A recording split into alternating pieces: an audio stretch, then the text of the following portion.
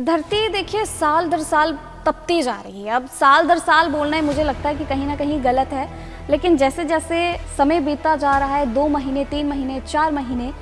धरती का तापमान लगातार बढ़ रहा है। मतलब हम ये नहीं कहेंगे कि धरती जो है वो का टेम्परेचर बढ़ रहा है। एक्चुअली जो हम टेम्परेचर रिकॉर्ड करते हैं, जब हम कहते हैं कि जो टेम्परेचर आज जो है वो मैक्सिमम ये रहा, ये एयर टेम्परेचर होता है। अब के टाइम पे और पहले के टाइम पे काफ़ी ज़्यादा एक ड्रास्टिक चेंज आया है शिमला में, और जितने भी ऊपर जहाँ पर बहुत ज़्यादा स्नोफॉल होता था, वाइस वर्सा हो गया है ये मैदानी इलाकों में। मैदानी इलाकों में क्या हो रहा है, मैदानी इलाकों में धुंध पड़ रही है, कोहरा पड़ रहा है, और जो पहाड़ है वहाँ पर बिल्कुल कड़क धूप आ रही है। इतना चेंज कैसे? नो डाउट मैंने ये साल भी ऐसे देखे कि जब जो है वो बिल्कुल पूरे सीजन में ही स्नोफॉल नहीं हुई, मतलब बर्फ जो है वो पड़ी नहीं। जिस तरीके से अब बोला जा रहा है कि अब जम्मू में भी काफ़ी ऐसे टूरिस्ट को लेकर या डेवलपमेंट को लेकर बड़े बड़े प्रोजेक्ट्स वहाँ पर होंगे, तो क्या जितना चेंज हिमाचल में आया उतना ही चेंज जम्मू में भी आने वाला है? एक रिपोर्ट में ये भी, हालांकि काफ़ी ज़्यादा रिपोर्ट में ये आंकड़ा एक पर्टिकुलर डेथ रेट को लेकर भी बताया गया है, बिल्कुल डेंजरस है ये, कि 4 लाख एक साल में लोगों की सिर्फ और सिर्फ डेथ हो रही है इसी चीज़ को लेकर, जिस तरीके से तापमान बढ़ रहा है, क्योंकि लोगों के पास बचने के कोई सोर्स ही नहीं है। मतलब वो हम उसको तो नहीं रोक सकते हैं, जो हीट वेव अगर आएगी तो हम ये तो नहीं है कि सन के मतलब उसको हम किसी कुछ ऐसे वो करेंगे, जहाँ बारिश ज़्यादा आनी उसको हम नहीं रोक पाएंगे, वो तो बरसेगी ही। जिस तरीके से लगातार एक तरफ की बर्बादी ही है, लेकिन इसे रोकने के लिए भी कोई भी सक्षम कदम उठाया नहीं जा रहा। क्या इसके सॉल्यूशन हम निकाल सकते हैं? शिमला में अगर सिटी में जाओ तो वहाँ तो काफ़ी ज़्यादा मतलब क्योंकि टूरिस्ट प्लेस होने की जगह वजह से मतलब काफ़ी ज़्यादा मतलब सरकार ने जो है वो कदम उठाए हैं कि पॉलीथीन नहीं यूज़ करना बिल्कुल बैन है पूरे हिमाचल में ही। मैंने खुद ऑब्जर्व किया हुआ है, किसी ने कूड़ा फेंक दिया, हमने उसको टोकते हैं कि यार ये आप ऐसे क्यों फेंक रहे हो, तो वो आगे से जवाब देते कि यहाँ कोई डस्टबिन तो है नहीं, हम लोग जो है वो इसलिए फेंक दिया जहाँ मतलब कुछ भी है, जहाँ फिर इवन झगड़ा भी लोग करने लग जाते हैं। अब 2025 शुरू हो चुका है और 2025 पिछले सालों की तुलना में आगे आने वाले जो साल रहेंगे, कितने ज़्यादा ये एक और ज़्यादा धरती में तापमान देखने को मिलेगा? पिछले 2-3 डिकेड से देखें तो इसमें जो टेम्परेचर है वो थोड़ा ज़्यादा मतलब इंक्रीजिंग ट्रेंड जो है वो आ रहा है, मतलब नॉर्मल से जो है वो ज़्यादा आ रहे हैं। नया साल लोगों के बीच में एक नई उमंग भर देता है, और हर साल जब नया साल शुरू होता है तो लोग अलग अलग रेजोल्यूशन लेते हैं, संकल्प लेते हैं, ताकि भविष्य में जाकर उन्हें इसके सकारात्मक नतीजे देखने को मिले, फिर चाहे वो उनकी आर्थिकी को लेकर हो, फिर चाहे वो उनकी हेल्थ को लेकर हो। इसको लेकर वर्षों पहले ही प्लानिंग शुरू हो जाती है, लेकिन अब समय आ गया है एक ऐसी प्लानिंग को लेकर जब कुछ सालों के बाद, जहां पर इतनी ज़्यादा चर्चा हो रही है पर्यावरण को लेकर कि किस तरीके से पर्यावरण भविष्य में खतरे में पड़ा हुआ है, और अब बिल्कुल सही समय आ चुका है कि इसको लेकर ऐसी कोई पहल की जाए, ऐसे कदम उठाए जाएं ताकि पर्यावरण संरक्षण जो है वो किया जाए। देखिए, आज हमारे स्टूडियो में एक ऐसे ही खास मेहमान मौजूद हैं, retired director of IND Chandigarh के मनमोहन सिंह जी। सबसे पहले आपका बहुत बहुत स्वागत है सर जी। नमस्कार जी।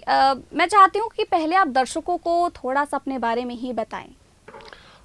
मैं मनमोहन सिंह, मैं अपनी जो भारत मौसम विज्ञान विभाग है वहाँ से मैं रिटायर हुआ हूँ। जो ये नवंबर 2023 में मेरी रिटायरमेंट हुई थी। मैंने जो टोटल अपने है 34 साल जो अपने इंडिया मेट डिपार्टमेंट में काम किया है, और इसमें जो मेरा जो जगह जगह पोस्टिंग रही, अपने श्रीनगर से लेकर अगर देखें तो श्रीनगर, जम्मू, चंडीगढ़, और उसके बाद दिल्ली, इवन जो अपना असम का एरिया है उधर वहाँ रहे, और इवन मैं अंटार्कटिका में भी जो है वहाँ पे 16 महीने का जो एक एक्सपीडिशन था, जो 17th एक्सपीडिशन, वहाँ पे भी मैं रहा हूँ। तो जो मेरा जो सबसे ज़्यादा मतलब जो लंबा स्टे था वो हिमाचल प्रदेश में था, जिसमें जो नया मेट सेंटर जो शिमला है वो इस्टेब्लिश हुआ था जब अपने 2002 में दिसंबर में मैंने वहाँ पे ज्वाइन किया था। उसके बाद फिर मैं लगातार जो है वहाँ पे जो शिमला में मेरा लंबा स्टे रहा। उसके जी। बाद फिर मैं चंडीगढ़ में मेरी ट्रांसफ़र हुई, तो मैं चंडीगढ़ से रिटायर, और चंडीगढ़ में मेरी जो है वो 3 बार जो है वो पोस्टिंग हुई। जी, मेरा सवाल आपसे ये है कि सबसे पहले ग्लोबल वार्मिंग को आप कैसे देखते हैं? ग्लोबल वार्मिंग में देखें तो जो पूरे हम जो अपनी पूरी धरती है, धरती का जो तापमान है वो एवरेज टेम्परेचर लिया जाता है। मतलब पूरे जो कंट्रीज़ में जो टेम्परेचर एक तरह देखे जाए तो जो रिकॉर्ड होते हैं, अपने जो जितनी भी जो कंट्रीज़ हैं, सभी जो कंट्रीज़ के अंदर जो है वो मेट डिपार्टमेंट रहते हैं, जिनमें जो मैक्सिमम मिनिमम टेम्परेचर जो रिकॉर्ड होते हैं। मैक्सिमम मिनिमम टेम्परेचर जो है यहाँ रिकॉर्ड करने का जो तरीका रहता है वो एक ही टाइम पे सभी जगह रिकॉर्ड होते हैं। जैसे जो यूटीसी टाइम जो है वो ऑब्जर्व किया जाता है, मींस जो 8:30 बजे सपोज जो हमारा लोकल टाइम है, उस टाइम यूटीसी टाइम जो है वो 3 यूटीसी टाइम होता है। तो 3 यूटीसी में पूरे ग्लोब पे जो है वो डाटा रिकॉर्ड होता है। तो ऐसे 03 यूटी ऐसे जो साइनॉप्टिक आवर्स हम बोलते हैं, 3 घंटे पहले डाटा रिकॉर्ड होता था। तो वो जो डाटा को पूरे को जो है वो उसकी मतलब जो मैक्सिमम टेम्परेचर सपोज वो हमने निकाला, जो मैक्सिमम टेम्परेचर है जब मिनिमम टेम्परेचर दोनों को जोड़कर उसका जो एवरेज टेम्परेचर निकाला जाता है कि जो दिन का टेम्परेचर क्या रहा। जी। तो अलग अलग भी वो लिए जाते हैं। तो ऐसे पूरे जो धरती के ऊपर जो टेम्परेचर रिकॉर्ड हुए उनका जो एवरेज निकाला जाता है। पहले तो एक एवरेज आ गया, उसके बाद एवरेज को जो है हर साल कंपेयर किया जाता है, उसका ट्रेंड निकाला जाता है। तो अब जो है वो पिछले ही जो अपने जो आईपीसी की रिपोर्ट आई थी उसमें जो ये पाया गया था कि जो एवरेज टेम्परेचर है धरती का वो जो नॉर्मल से जो है वो बढ़ रहा है। तो अभी जो एक इसी तरह जो पिछला साल भी था, मतलब 2024 था, वो लगभग जो है 1.5 डिग्री टेम्परेचर जो है वो नॉर्मल से ज़्यादा था। तो इस तरह मतलब ये दिखा गया कि जो ये एक अपने जो नया रिकॉर्ड बन गया कि जो 2024 था वो पिछली एक जो आपने जो कह सकते हैं कि जो लास्ट जो हमारे पास डाटा अवेलेबल था उसमें सबसे ज़्यादा जो टेम्परेचर है वो धरती का रिकॉर्ड किया जी, आपने ये पॉइंट बोला कि 2024 सबसे ज़्यादा गर्म सालों में से एक पाया गया। रिपोर्ट ये भी कहती है कि 1901 से लेकर 2024 तक कुल 124 साल का ये जितना भी समय था, सबसे ज़्यादा जो तपता हुआ साल था वो साल 2024 था। लेकिन जैसे ही साल 2022 ख़त्म हुआ, रिपोर्ट्स आने लगी, उसमें भी यही जिक्र हुआ कि 2022 पिछले इतने सालों में सबसे ज़्यादा तपता हुआ साल था। 2023 जैसे ख़त्म हुआ तब भी यही रिपोर्ट आई कि 2023 सबसे ज़्यादा तपता हुआ साल था। अब 2024 ख़त्म हो चुका है और अब आगे आने वाला जो समय है कितना ज़्यादा ये क्रूशियल हो सकता है,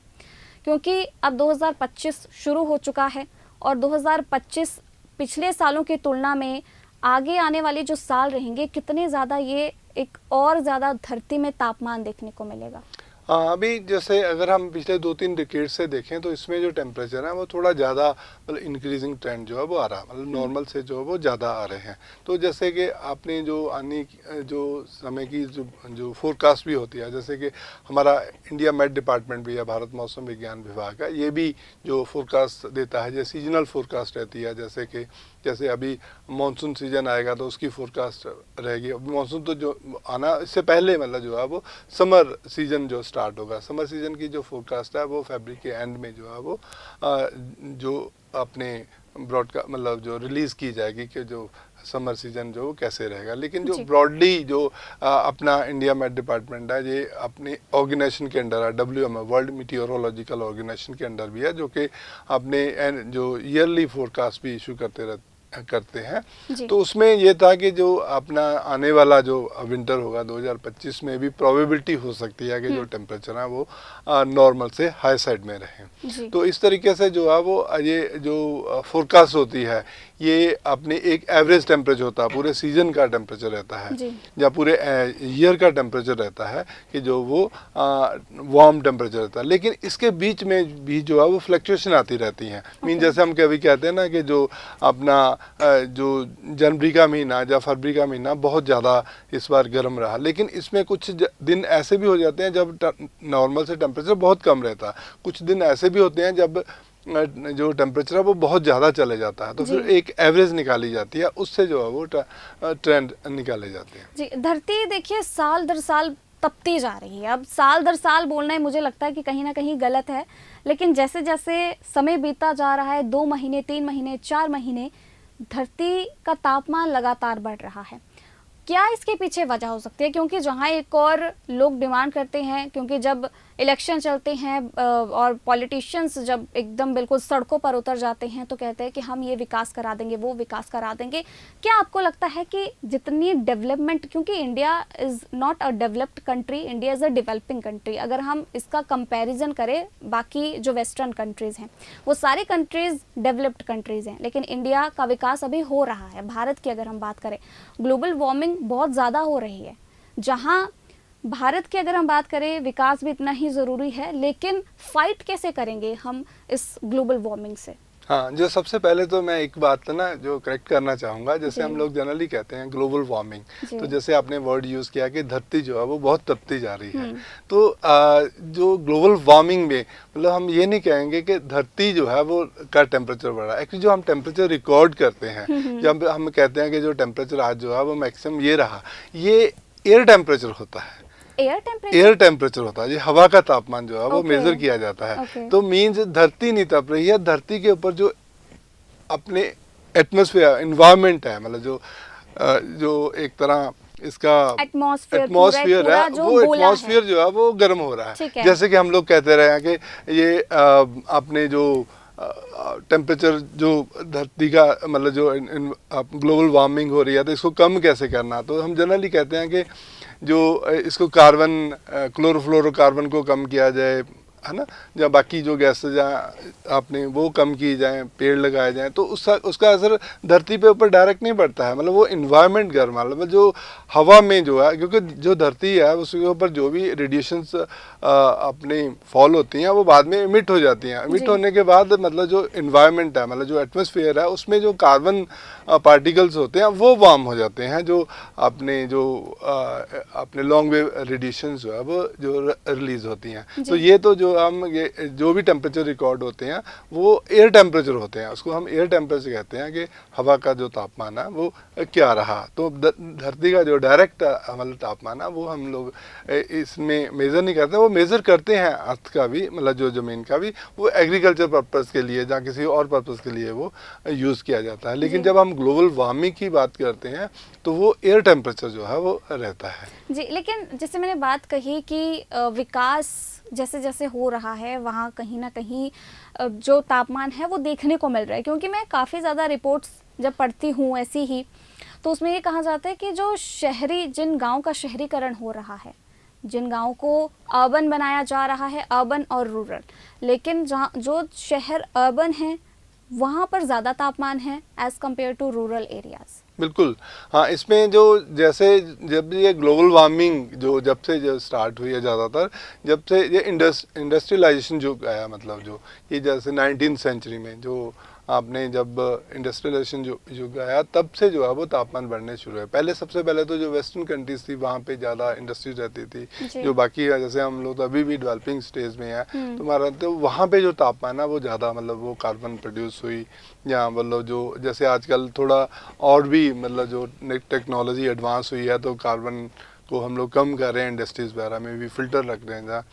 बाकी चीज़ें हैं। तो उसमें जो आपने जब से जो इंडस्ट्रियलाइजेशन जो स्टार्ट हुआ तब से जो तापमान बढ़ने लगे, उसके बाद फिर जो आहिस्ता आहिस्ता जो है वो बाकी जो कंट्री थे, जो अपने एशियन कंट्री थे, उनमें भी जैसे जो डेवलप होने शुरू हुए तो वहाँ पे भी इंडस्ट्रीज़ लगी और उसके भी तापमान जो है वो आगे मतलब इन्वायरमेंट के ऊपर जो है वो उसका फ़र्क पड़ने लगा, क्योंकि वहाँ पे जब हम लोगों को डेवलपमेंट करनी होती है तो नेचुरली हमें जो सारे रिसोर्स की भी ज़रूरत होती है, तो फिर वो हम लोग चाहते हैं कि भाई जैसे अपनी कंट्री में ही मतलब जो वो प्रोड्यूस किया जाए, तो उससे जो है वो अपना हुआ। ऐसे ही जैसे अब हम लोग जो अपने जो यहाँ पे अर्बनाइजेशन होता है, मतलब जो शहरी इलाके होते हैं वहाँ पे देखा जाए तो वो टेम्परेचर थोड़े ज़्यादा होते हैं, क्योंकि वहाँ का जो लिविंग स्टाइल होता है, जहाँ ऑलरेडी डेवलपमेंट हो गई, जो टोटल पहले हमारी जो अर्थ थी मतलब जो अपना कवर हो गई, कंक्रीट एरिया से कवर हो गई, रोड्स बन गई अपने मतलब वो तो जो एक तरह पानी भी जैसे वो है, जो जब बारिश वगैरह होती है तो वो अपने जो कुछ पानी जैसे बारिश बरसता था तो धरती के अंदर चला जाता था, जो हमारा ग्राउंड वाटर लेवल है उनके ऊपर भी ये इफेक्ट पड़े। तो अभी जो आगे जो अपने गांव भी है तो उसमें अगर उसको जब भी अगर सपोज हमने जो उसको डेवलप करना है या अपने शहरीकरण उसका भी करना चाहेंगे तो नेचुरली थोड़ा जो है उसके पे ऊपर भी उसका इम्पैक्ट पड़ेगा। जी, लेकिन यहाँ पे क्वेश्चन मार्क ये खड़ा हो जाता है कि अगर हम एक तरफ पर्यावरण संरक्षण की अगर हम बात करें, एनवायरमेंटल प्रोटेक्शन या कंजर्वेशन की बात करें, दूसरी ओर अगर हम डेवलपमेंट की बात करें, तो दोनों का मतलब पैरेलल लाइंस में ये चल नहीं सकती। इन शॉर्ट जो आपने जितना कहा मुझे ये समझ आ रहा है कि ये दोनों पैरेलल लाइंस में समानांतर रेखाओं में ये चल नहीं सकती, क्योंकि अगर हम डेवलपमेंट कर रहे हैं तो हमारा पर्यावरण बहुत हद तक इफेक्ट हो रहा है और जिसके बिल्कुल अब हमें जो नतीजे हैं वो देखने को मिल रहे हैं। और अगर हमें पर्यावरण संरक्षण करना है तो हमें डेवलपमेंट नहीं करनी पड़ेगी। काफ़ी ज़्यादा यहाँ पर जो है वो चीज़ें खराब हो सकती हैं। हाँ, नहीं वो ये हमेशा ही रहता ही है। जब भी कहीं डेवलपमेंट भी होती है तो आपने देखा होगा है कि वो कई बार बहुत सारी जो ऑर्गेनाइजेशन भी होती हैं, खासकर एनजीओज हैं, वो आगे आ जाती हैं कि हमारे जो सपोज मतलब जो है जैसे रोड जो वाइड करनी है, जब रोड वाइड करते हैं जहाँ अपने 4 लेन्स करनी होती है, 2 लेन से 4 लेन से 6 लेन करनी है, तो फिर वहाँ पे जब ये अपने जो पेड़ भी है वो भी कटते हैं, मतलब बहुत सारी जो है वो चीज़ों का मतलब जो है वो थोड़ा सा अपने ये कह सकते हैं कि हाँ सेक्रीफाई करना पड़ता। लेकिन मतलब जो है यही होता है कि जो हम लोगों ने मतलब जो हम क्या कर सकते हैं, एक तो जो यह है कि जो पेड़ है मतलब जो और ज़्यादा वो लगाए जाएं, क्योंकि बहुत सारी देखा होगा सरकार भी जो है वो अपनी स्कीमें चलाती हैं, एनजीओज भी हैं वो भी लगाते हैं, बहुत सारी ऐसी ऑर्गेनाइजेशन हैं, एक इवन जो धार्मिक संस्थाएं हैं मतलब अपने जो वो भी लोग जो है वो अपने इसमें कंट्रीब्यूट करते हैं अपना, तो ये एक पार्ट रहता है। दूसरा मतलब जब हम लोग अपनी जो इंडस्ट्रीज हैं उसमें भी जो है वो थोड़ा हम लोग अपना उसे रिड्यूस करें वो। हाँ जी, आपने एक और चीज़ मेंशन की थी कि आपने सबसे ज़्यादा अभी तक शिमला में सेवाएं दी हैं एज एन आईएमडी डायरेक्टर। तो शिमला की अगर हम बात करें, अब जनवरी का महीना चल रहा है, इन शॉर्ट अगर मैं शिमला को अगर जनवरी के टाइम पे अगर एक टैग दूं तो अगर उसे ये कहना बिल्कुल भी गलत नहीं होगा कि बर्फ़ का पहाड़, अगर आप सहमत होंगे तो बिल्कुल कहना ये गलत नहीं होगा। अब के टाइम पे और पहले के टाइम पे काफ़ी ज़्यादा एक ड्रास्टिक चेंज आया है शिमला में, और जितने भी ऊपर जहाँ पर बहुत ज़्यादा स्नोफॉल होता था हिमाचल के, लाइक अगर हम हमीरपुर, ऊना, कांगड़ा और बिलासपुर इन डिस्ट्रिक्ट्स को छोड़ दें तो काफ़ी ज़्यादा जो ऊपर बिल्कुल पहाड़ी क्षेत्र हैं वहाँ पर इतनी ज़्यादा बर्फ़बारी होती थी। बहुत ज़्यादा ड्रास्टिक चेंज आ गया है, वाइस वर्सा हो गया है ये मैदानी इलाकों में। मैदानी इलाकों में क्या हो रहा है, मैदानी इलाकों में धुंध पड़ रही है, कोहरा पड़ रहा है, और जो पहाड़ है वहाँ पर बिल्कुल कड़क धूप आ रही है। इतना चेंज कैसे? हाँ मतलब ये अब जो भी जैसे हम लोग अल्टीमेटली क्या करते हैं कि जो हर एक चीज़ को जो ग्लोबल वार्मिंग से ही कोरिलेट कर देते हैं कि भी कनेक्ट कर देते हैं कि भी ग्लोबल वार्मिंग हो रही है, इस वजह से हो रहा है। तो बाकी अगर देखें तो जैसे मैंने जब शिमला में ज्वाइन किया था, मतलब वहाँ पे जो दिसंबर जो 2002 में मैं गया था, और मैं देखा था कि बहुत सारे जो ना पहाड़ हैं वो खाली होते थे। मतलब कुछ जो माल रोड का एरिया है, कुछ एक जहाँ एक न्यू अपने शिमला होता था वहाँ पे थोड़ी पॉपुलेशन होती थी। उसके बाद मैंने वहाँ पे 2 डिकेड्स में देखा कि वो जो बाकी जो पहाड़ भी थे तो वो भी एक तरह वैसे ही दिखने लग गए कि जो अपने जो माल रोड वाली साइड में जहाँ दूसरी न्यूज जो नॉर्मल हाँ, तो वहाँ पे इतनी मतलब जो है ज़्यादा डेवलपमेंट हो गई, अपने जो अर्बनाइजेशन हो गई, मतलब वहाँ पे बिल्डिंग्स बन गई, बहुत सारा जो है वो कुछ हुआ। तो बाकी जो देखते देखते हमारे ही जो हमारे 4 लेन भी बन गई, तो वो बहुत सारी डेवलपमेंट भी हो गई। तो ऐसे माइक्रो लेवल पे जो है हर एक चीज़ का जो इन्वायरमेंट के ऊपर भी असर जो पड़ता ही है। फिर हमने देखा कि जो शुरू में जो है वो ज्वाइन जब किया था, मतलब अपने जहाँ इनिशियल मेरे ईयर्स थे तो उसमें काफ़ी हैवी स्नोफॉल होती थी और कुछ स्पेल भी मतलब जो है वो ज़्यादा आते थे, लेकिन बाद में जो है वो रिड्यूस होते गए। नो डाउट मैंने ये साल भी ऐसे देखे कि जब जो है वो बिल्कुल पूरे सीजन में ही स्नोफॉल नहीं हुई, मतलब बर्फ जो है वो पड़ी नहीं, पूरे वो सूखे ही चले गए अपने ना जो ये अपने जो स्नोफॉल सीजन के रहते हैं शिमला में। तो ये जो फ़र्क तो पड़ा। एक हमने वहाँ पे स्टडी भी की थी, जो शिमला का डाटा है उसको जो एनालाइज करके जो छोटा सा एक पेपर पब्लिश भी किया था, जिसमें ये पाया गया था कि जो शिमला में जो है वो स्नोफॉल जो है वो अपने विंटर सीजन में वो रिड्यूस हो रही है, मतलब सिग्निफिकेंटली जो है रिड्यूस हो रही है। और जो स्नोफॉल के डेज हैं, जो आपने डे काउंट करते हैं, वो भी रिड्यूस हो रहे हैं। और जो इवन क्या जो स्नोफॉल जहाँ विंटर सीजन है, स्नोफॉल सीजन है, वो भी श्रिंक हो रहा है। मीन्स जैसे पहले जो स्नोफॉल है वो मार्च महीने तक हो जाती थी, लेकिन वो जो आहिस्ता आहिस्ता मतलब कुछ जैसे हमने 20 साल के करीब डाटा लिया, तो वो जो है वो स्नोफॉल सीजन जो है वो श्रिंक हो रहा है। मीन्स हम लोग अब एक्सपेक्ट ही नहीं कर सकते हैं कि वे जो है स्नोफॉल मार्च में होगी। तो उसमें होता है कि जो होनी है वो फरवरी तक हो जाएगी। जब फरवरी तक अगर होती भी है तो वो जो वहाँ पे टेम्परेचर एकदम मार्च में बढ़ जाते हैं, मतलब वो जो आगे मतलब वो स्टे नहीं कर पाती। तो इसी तरह जो आपने जैसे पहले नवंबर में भी जो कुछ है वो स्नो, मैंने खुद जब मैंने 2008 में जो है वो अपने 1989 में 8 नवंबर को जो डिपार्टमेंट ज्वाइन किया था, तो मुझे याद है डेट भी। तो मैं डिपार्टमें ज्वाइन करने से पहले मैं जम्मू ज्वाइन करना था, उससे पहले जो है एक दिन पहले मैं शिमला गया था। 6 नवंबर 1989 में। तो मैं 6 नवंबर को जब शिमला गया था तो वहाँ पे कुफरी में बहुत अच्छी स्नोफॉल हुई थी। हाँ, I was with my family, मतलब अपने जो फैमिली के लोग थे मेरे, तो उनके साथ मैं गया था। तो मेरे पास अभी पिक्चर पड़ी है जिसमें जो बहुत अच्छी स्नोफॉल हुई थी। लेकिन उसके बाद मैंने जो आपने जाकर जब मैं ज्वाइन किया वहाँ पे शिमला में, मैंने कभी भी नहीं देखा कि नवंबर के महीने में जो वहाँ पे स्नोफॉल हुई, कुफरी में स्नोफॉल है। शिमला की तो बात ही छोड़ सबसे ज्यादा सालों की अगर हम बात करें कि सबसे ज्यादा परिवर्तन जिन सालों में आया है, क्या समझते हैं कितने वो एक ड्यूरेशन थी ईयर्स की? ऐसे नहीं होती है, मतलब जो अगर हम लोग ये कैलकुलेट करें, जब हम लोग ये जो अपनी फिगर्स लाते हैं, स्टैटिस्टिकल फिगर्स लाते हैं, तो इसमें जनरली हम लॉन्ग टर्म डाटा लेते हैं। मतलब जो कम मतलब मिनिमम वैसे ही जो हमारे जो अपने WMO की भी जो गाइडलाइंस हैं उसमें ये होता है कि अगर क्लाइमेट चेंज में की अगर आप कैलकुलेशन कर रहे हैं तो आपको कम से कम जो है वो 30 साल का डाटा लेना है। क्योंकि 30 साल में क्या होता है, जो वेदर को चीज़ें इफेक्ट करती हैं, मतलब ये नहीं कि सिर्फ लोकल पैरामीटर ही हैं, मतलब वो कंस्ट्रक्शन कर रही है जहाँ वो, क्योंकि इसको जो भी हमारे पास जो जहाँ पे स्नोफॉल होती है, जहाँ विंटर में बारिश होती है, जो वेस्टर्न डिस्टर्बेंस की वजह से होती है, मतलब ग्लोबल सिस्टम जो है वो मूव करते हैं। तो हर साल जो है वो उनकी डिफरेंट मतलब जो वो क्लाइमेटोलॉजी रहती है। तो उसमें क्या होता है, जो 30 साल में जो है वो सारे जो साइकिल हैं वो कवर हो जाते हैं। जैसे हम कहते हैं ना कई बार कि एलनीनो ईयर्स हो गया वो 4 साल तक रहता है, फिर लानीनो हो गया वो 4 साल रहेगा। तो ऐसे मतलब वो जो साइकिल भी होता है वो 30 साल में 3-4 ऐसे कवर हो जाते हैं। मतलब कुछ ग्लोब के ऊपर जो है वो सर्कुलेशन चलती है, जिसमें जिनका जो अपने पीरियड होता है कंप्लीट होने का वो बहुत मतलब जो वो लंबा होता है। तो वो अपने जो है करते। लेकिन हाँ, बीच में ये देख सकते हैं कि जो कौन कौन से ईयर है जिसमें ज़्यादा ड्राई वेदर है। जो ड्राई वेदर है उसका रहता है इम्पैक्ट, वो ड्राई जो है वो ईयर कौन कौन से चले गए। हाँ, तो इसमें क्या हम देख सकते हैं कि जो आगे आने वाले मतलब जैसे पिछले 20 साल का या 30 साल का डाटा लेकर कि जो आगे जो अपने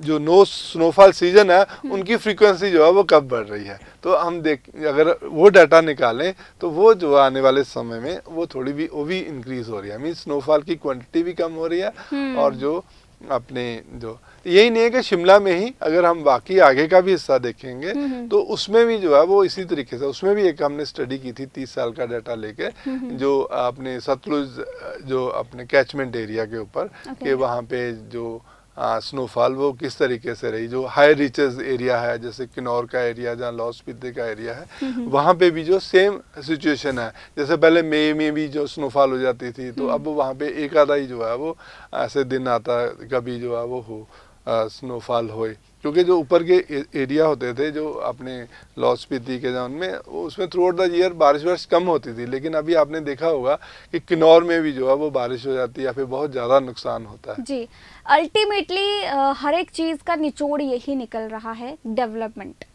आपने बात की डेवलपमेंट, कश्मीर की मैं यहाँ पे बात करना, क्योंकि कश्मीर और हिमाचल काफ़ी ज़्यादा रिजेम्बलेंस इन दोनों स्टेट्स में थी, इनकी जैसी जलवायु है। लेकिन एक चीज़ देखने को मिली हिमाचल में, जहाँ विकास हुआ लेकिन यहाँ पर जलवायु भी कहीं ना कहीं उसमें बहुत ज़्यादा परिवर्तन आया है। और जम्मू कश्मीर की बात करें, वहाँ पर अभी उस हद तक विकास नहीं है, और वहाँ पर जैसी जलवायु आज से 30 साल पहले थी आज भी वैसी ही है। और जिस तरीके से अब बोला जा रहा है कि अब जम्मू में भी काफ़ी ऐसे टूरिस्ट को लेकर या डेवलपमेंट को लेकर बड़े बड़े प्रोजेक्ट्स वहाँ पर होंगे, तो क्या जितना चेंज हिमाचल में आया उतना ही चेंज जम्मू में भी आने वाला है? हाँ, जैसे जो एक्चुअली जो कश्मीर वैली है, जम्मू का जो एरिया तो काफ़ी वार्म रहता है, मतलब जम्मू अगर सिटी का वेदर देखें तो वो चंडीगढ़ की तरह ही टेम्परेचर रहते हैं, हाई साइड में चले जाते हैं मोर देन 40 डिग्री। लेकिन एक जो कश्मीर वैली है जहाँ श्रीनगर का है, श्रीनगर का अगर हम लोग हाइट वाइज देखें तो उसकी हाइट जो है वो 1580 मीटर है, और जो शिमला की जो हाइट है, जो एल्टीट्यूड है उसका, वो 2200 मीटर है, मीन 2 किलोमीटर से भी ज़्यादा ऊंचाई पे है। तो उसमें और इसमें जो वेदर का है वो काफ़ी डिफरेंस था। वो एक्चुअली जो हायर अपने लैटिट्यूड पे आ गया, मीन नॉर्दर्न साइड को जो है वो ज़्यादा है, और जो श्रीनगर है जहाँ कश्मीर वैली है, ये हिली एरिया से जो है वो सराउंडेड बाय हिली एरिया, तो वो हिली एरिया के साथ वो सराउंडेड है, चारों तरफ जो है उसके हाई हिल्स है। तो वहाँ के जो टेम्परेचर होते हैं, रात के टेम्परेचर वो काफ़ी डिप कर जाते हैं, -4, 3 ऐसे 5 जाते हैं, लेकिन जो दिन के टेम्परेचर होते हैं वो राइज कर जाते हैं। लेकिन अगर हम शिमला का देखें टेम्परेचर उस हिसाब से, तो शिमला में क्या होता है, नाइट टेम्परेचर वार्म हो जाता है, क्योंकि शिमला जो है वो एक ऊंचाई पे है, वो उसके चारों तरफ जो है वो लो हिल्स है। हाँ, लो हिल्स का जो है वो इम्पैक्ट वो पड़ता है रात को, मतलब जो है वो हम लोग इन्वर्जन लेयर भी उसको बोलते हैं, मतलब जो विंड है वो रिवर्स पैटर्न में चलती है, मतलब वहाँ से पहाड़ों से नीचे आती है, और यहाँ से शिमला से जो मतलब नीचे से जो है वो ऊपर को हवा जाती है शिमला की तरफ, जिसकी वजह से जो रातें होती हैं शिमला की वो गर्म रहती हैं, और जो दिन होते हैं वो श्रीनगर के हिसाब से जो है वो ठंडे रहते हैं। तो इस तरीके से उनका फर्क है। लेकिन वहाँ पे भी जो है जो अपने स्नोफॉल का देखें, जहाँ बारिश का देखा, जब विंटर की रेन, मतलब ये नहीं कि हम स्नोफॉल की ही बात करें कि स्नोफॉल में कमी आई है, अगर ओवरऑल प्रेसिपिटेशन हम बोलते हैं, प्रेसिपिटेशन में जो है सब कुछ आ जाता है, मतलब हेल हुआ जहाँ आपने स्नोफॉल हुई, तो उसमें जो है टोटल बारिश जहाँ स्नोफॉल, हर एक चीज़ में जो है वो प्रेसिपिटेशन में कमी आई है। जी, जिस तरीके से हम बात कर रहे हैं ग्लोबल वार्मिंग की, क्लाइमेट चेंज की, एक रिपोर्ट में ये भी, हालांकि काफ़ी ज़्यादा रिपोर्ट में ये आंकड़ा एक पर्टिकुलर डेथ रेट को लेकर भी बताया गया है, बिल्कुल डेंजरस है ये, कि 4 लाख एक साल में लोगों की सिर्फ और सिर्फ डेथ हो रही है इसी चीज़ को लेकर, जिस तरीके से तापमान बढ़ रहा है, क्योंकि लोगों के पास बचने के कोई सोर्स ही नहीं है। जिन लोगों के पास पैसा है, एसी के नीचे वो लोग रह रहे हैं, लेकिन काफ़ी ज़्यादा ऐसे लोग हैं जिनके पास कोई सोर्स नहीं है, कोई घर नहीं है, जो स्ट्रीट्स पे रह रहे हैं, प्लेटफॉर्म्स पे रह रहे हैं, जिनके पास कुछ, अपने बच्चों को लेकर वो वहीं पे रहते हैं, और इसी चीज़ की वजह से डेथ रेट इतना ज़्यादा बढ़ता जा रहा है। क्या इस जिस तरीके से ये सारी चीज़ें चल रही है, बिल्कुल ये एक खतरनाक लेवल पे पहुंच चुकी है अब। हाँ, इस पे जो एक्चुअली जो अपने जो विंटर सीजन और ये समर सीजन रहता है, इसमें जो हीट वेव चलती हैं, तो हीट वेव जब भी, जैसे हमने वो फोरकास्ट की है आपने डिपार्टमेंट ने ही, कि जो इस बार हीट वेव मतलब जो है वो ज़्यादा हो सकती है, गर्मी जो है वो ज़्यादा हो जाती है। तो जहाँ जहाँ मतलब ज़्यादा गर्मी पड़ती है स्टेटों में, पूरा मतलब पहले ही प्लान रहता है, तो इसको कंटीजेंट प्लान बोलते हैं। तो जो पूरी स्टेटें होती हैं वो अपने प्लान जो है पहले से ही शुरू कर देती हैं कि इस बार जो है वो गर्मी शुरू ज़्यादा होगी, तो हमें क्या करना है। मतलब कई जगह पानी की प्रॉब्लम आती है, जहाँ फिर लोगों के लिए शेल्टर बनाने हैं, तो वो सारा जो है वो स्टेटों का मतलब जो वो अपना एक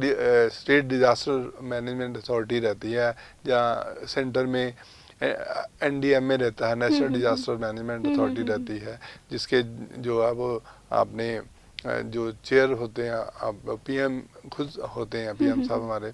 तो वो उनके अंडर चलता है। तो ऐसा नहीं है कि वो काफ़ी रिडक्शन हुई है, मतलब जो हमारी फोरकास्ट देने का मतलब क्या होता है कि हम लोग जितनी भी है लाइफ को जहाँ प्रॉपर्टी को वो सेव कर रहे हैं। अगर हम पिछले डाटा कुछ सालों का डाटा उठाएंगे तो उसमें काफ़ी ज़्यादा मतलब जॉब रिडक्शन हुई है ड्यू टू जो हमारी फोरकास्ट की वजह से, जहाँ फिर जो स्टेट ने जो है उसके ऊपर एक्शन प्लान मतलब बनाए कि कैसे जो है वो इसको हैंडल करना है। आपने देखा होगा यहाँ पे भी जब विंटर जब आता है तो जो हम एडवाइजरी भी इशू करते हैं, और साथ में जो अपने जो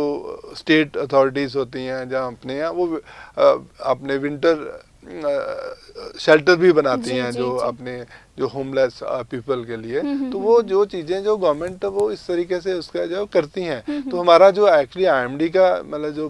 मौसम विभाग का जहाँ पूरे वर्ल्ड में जो मेट ऑर्गेनाइजेशन चल रही है उसका यही है कि जो अपने आपदाएं आती हैं, नेचुरल आपदाएं आती हैं मौसम की वजह से, उनको जो है वो कैसे मतलब वो हम उसको तो नहीं रोक सकते हैं। जो हीट वेव अगर आएगी तो हम ये तो नहीं है कि सन के मतलब उसको हम किसी कुछ ऐसे वो करेंगे, जहाँ बारिश ज़्यादा आनी उसको हम नहीं रोक पाएंगे, वो तो बरसेगी ही, लेकिन उसके आगे मतलब जो है वो क्या प्लान करना है वो हमारे जो डिपार्टमेंट होते हैं, स्टेट अथॉरिटीज़ हो गई या जहाँ वो सारी जो गवर्नमेंट्स होती हैं वो पूरे प्लान करती हैं ताकि जो है वो उसको जो लॉस है हर एक चीज़ का, लाइफ का लॉस है जहाँ उसको जो है मिनिमाइज किया जाए, कि जहाँ फिर बिल्कुल जो है वो अपने जो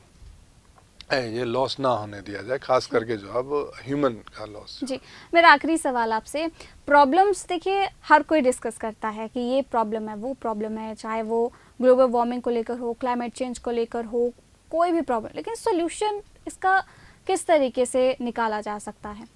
सरकारों की बात करें, सरकारें भी इसको लेकर पहल कर रही हैं, कदम उठा रही हैं, लेकिन जिस तरीके से लगातार एक तरफ की बर्बादी ही है, लेकिन इसे रोकने के लिए भी कोई भी सक्षम कदम उठाया नहीं जा रहा। क्या इसके सॉल्यूशन हम निकाल सकते हैं? हाँ, उसमें तो जैसे यही पहले है कि जो आपने जो नेशनल लेवल पे, इंटरनेशनल लेवल पे जो है वो गवर्नमेंट की वो कोलैबोरेशन ऑलरेडी बहुत सारी कंट्रीज में अपने चल ही रही हैं कि जो कार्बन लेवल है उसको कम करना है। तो इवन मतलब वो बहुत सारे जो है वो ऐसे कदम जो है वो सरकारों की तरफ से जो वो उठाए जा रहे हैं कि इसको किस तरीके से वो जो अपने कार्बन को वो कम करना है। दूसरा जो है अपने जो अपनी जैसे इंडस्ट्रियलाइजेशन हो रही है उसमें भी जो है वो सारी जो इंस्ट्रक्शंस रहती हैं, मतलब जो नॉर्म्स रहते हैं कि अगर जो कोई भी इंडस्ट्री लगानी है उसको उसके लिए नॉर्म्स फिट किए मतलब रहते हैं, मापदंड रहते हैं कि जो है वो कार्बन किस लेवल तक जो है प्रोड्यूस होना चाहिए, किस तक नहीं होना चाहिए, तो उसको जो है वो दंड भी देते हैं, मतलब जो कर रहे हैं जो अपने कम करने के लिए। फिर उसके बाद हमारा जो हमारे 2-3 सेक्टर हैं जिसमें जो है वो ज़्यादा जिसकी वजह से ग्लोबल वार्मिंग, एक एग्रीकल्चर सेक्टर है जिसमें हम लोग केमिकल ज़्यादा यूज़ करते हैं, दूसरा जो है अपने इंडस्ट्रीज हो गई, और तीसरा जो है वो ट्रांसपोर्टेशन सिस्टम भी। तो ट्रांसपोर्टेशन सिस्टम में भी देखा दो कि बहुत ज़्यादा मतलब जो है वो हर साल जो है वो इंक्रीज़ हो रहा है। जैसे आपने देखा होगा वो अभी जो इलेक्ट्रिक बसेस आ रही हैं, तो एनर्जी भी जो है वो रिन्यूएबल एनर्जी अभी जो है वो आ रही है, सोलर एनर्जी प्रोड्यूस कर रहे हैं, मतलब ये सारी चीज़ें जो है वो कदम जो उठाए जा रहे हैं इसीलिए ताकि जो है वो इसको कम किया जाए। बाकी जो हम लोग एक आम आदमी होता है कि ये क्या कर सकता है, तो आम आदमी जो है वो हम लोग अगर छोटी छोटी बातों का भी ध्यान रखें, जैसे हम लोग भी अपने हर एक आदमी जो है आजकल मोस्टली जो है हर घर घर में जो है वो अपने जो ट्रांसपोर्ट के साधन आ चुके हैं, गाड़ी 4 व्हीलर आ गए या 2 व्हीलर आ गए हुए हैं, तो अगर हम लोग अपनी उनकी भी थोड़ी जैसे हम बाहर जो टाइम टू टाइम मतलब वो उसकी करवाई जाए, सर्विस करवाई जाए, मीन्स जो कार्बन है गाड़ी में से वो कम निकले, धुआं कम निकले। क्योंकि देखा होगा कई सालों से जो आजकल वो अपने पोल्यूशन भी चेक होता है गाड़ी का, उसको सर्टिफिकेट दिया जाता है कि इस गाड़ी में जो हर साल मतलब करते ना कि भी ये अपने पोल्यूशन नहीं इसमें मतलब जो नॉर्मल से ज़्यादा नहीं है, तो उसको सर्टिफिकेट दिया जाता है, चालान भी मतलब काटती है जो अपनी जो ये अथॉरिटीज़ होती हैं कि भाई गाड़ी में किसी की धुआं निकला तो हम लोग अगर हम अपने लेवल पे ही मतलब अपनी जिम्मेवारी समझ के जो है ये सारी चीज़ें अगर करें तो इसका भी जो है इम्पैक्ट बहुत पड़ेगा। दूसरा हम लोग अपने घरों में भी जो है जैसे रोज़ कितना सारा वेस्ट निकलता है, कूड़ा करकट है ना वो निकलता, वो भी हम लोग थोड़ा ढक के रखें, क्योंकि उसमें जो है वो गैसेज निकलती हैं, मतलब अपने जो मीथेन गैसेज होती हैं जो कि ये अपने पोल्यूशन को जो वो बढ़ाती हैं, क्लोरोफ्लोरोकार्बन जो ये हमारे व्हीकल से ज़्यादा निकलती हैं, और जो हमारा वेस्ट अपने डोमेस्टिक वेस्ट होता है इसमें से जो है वो मीथेन गैस होती हैं, जब और 2 गैसेस निकलती हैं उसको जो है वो थोड़ा हम लोग कम कर सकते हैं, मतलब बंद करके रखें उसको, जहाँ आपने जो भी है उसको ज़्यादा। फिर दूसरा हमने देखा आम आपने जो खास करके हम शिमला में अगर सिटी में जाओ तो वहाँ तो काफ़ी ज़्यादा मतलब क्योंकि टूरिस्ट प्लेस होने की जगह वजह से मतलब काफ़ी ज़्यादा मतलब सरकार ने जो है वो कदम उठाए हैं कि पॉलीथीन नहीं यूज़ करना बिल्कुल बैन है पूरे हिमाचल में ही। तो इसी तरीके से अगर वहाँ पे हो सकता है तो बाकी जो अपने पूरे कंट्री में भी जो है वो ऐसे अपने जो, क्योंकि सरकार ने तो बोल दिया मतलब सब कर दिया, लेकिन अब हमारी जिम्मेवारी हो जाती है कि हमें जो है वो इसको हमें उसको इम्प्लीमेंट करना, जब फॉलो करना, मतलब हम लोग फॉलो तक मतलब जो है वो खुद करना शुरू कर दें कि नहीं अगर बोला है तो वो ठीक ही बोला होगा, हम करें। और फिर हम लोग रास्ते में जैसे हम लोग हैं अगर कहीं भी मतलब जो है वो आज भी मतलब कूड़ा अपने हमारे हाथ में कुछ वो होता है कूड़ा करकट वो फेंक देते हैं, तो वो अगर हम लोग बंद कर दें, कई बार वो हम लोगों ने मैंने खुद ऑब्जर्व किया हुआ है, किसी ने कूड़ा फेंक दिया हमने उसको टोकते हैं कि यार ये आप ऐसे क्यों फेंक रहे हो, तो वो आगे से जवाब देते हैं कि यहाँ कोई डस्टबिन तो है नहीं, हम लोग जो है वो इसलिए फेंक दिया जहाँ मतलब कुछ भी है, जहाँ फिर इवन झगड़ा भी लोग करने लग जाते हैं। अगर डस्टबिन नहीं भी है तो आप कैरी कर सकते हैं उसको ना, कैरी करके मतलब जैसे आपने बाकी चीज़ें भी तो सामान कैरी किया है उसी में जो आपने आपके पास कोई भी थैली है उसमें लेके घर में जहाँ फेंक दो, जहाँ कहीं रास्ते में दूसरी जगह कहीं आपको मिलता है डस्टबिन वगैरह वहाँ फेंक दो, ये नहीं कि। तो इस तरीके से एक तो साफ सफाई, फिर आपने देखा होगा स्वच्छता अभियान, मतलब जो हमारी सरकार ने भी जो है वो एक स्वच्छता अभियान भी चलाया, वो पूरा मतलब सरकार आप ये देखिए कि किस लेवल से मतलब जो है वो हमारे जो आपने किस लेवल से जो सफाई का अभियान जो है वो शुरू किया हुआ है पिछले कई सालों से। तो अगर हम उसको अभी तक फॉलो करते हैं तो हमारा देश जो है वो एकदम स्वच्छ जो है वो हो जाता है, बिल्कुल सुंदर हो जाता है। तो ये जो है हमें ऐसी चीज़ों को मतलब एक अपनी जो नैतिक जिम्मेदारी समझ के जो है वो करें तो उसमें बहुत बड़ा मतलब जो है वो इम्पैक्ट होगा। जी, बहुत बहुत धन्यवाद आपका मनमोहन जी। तो ये थे हमारे साथ retired director of IMD Chandigarh से मनमोहन सिंह जी, जिनसे हमने खास बातचीत की कि किस तरीके से ग्लोबल वार्मिंग लगातार बढ़ती जा रही है, कितना घातक ये पूरे जनजीवन के लिए, पूरी मानव जाति के लिए हो सकता है और क्या क्या हम इसे रोकने के लिए आगे आने वाले समय के लिए इसे खत्म कर सकते हैं। पूरी जानकारी इन्होंने हमारे साथ साझा की। यूं ही देखते रहिए द समय न्यूज़।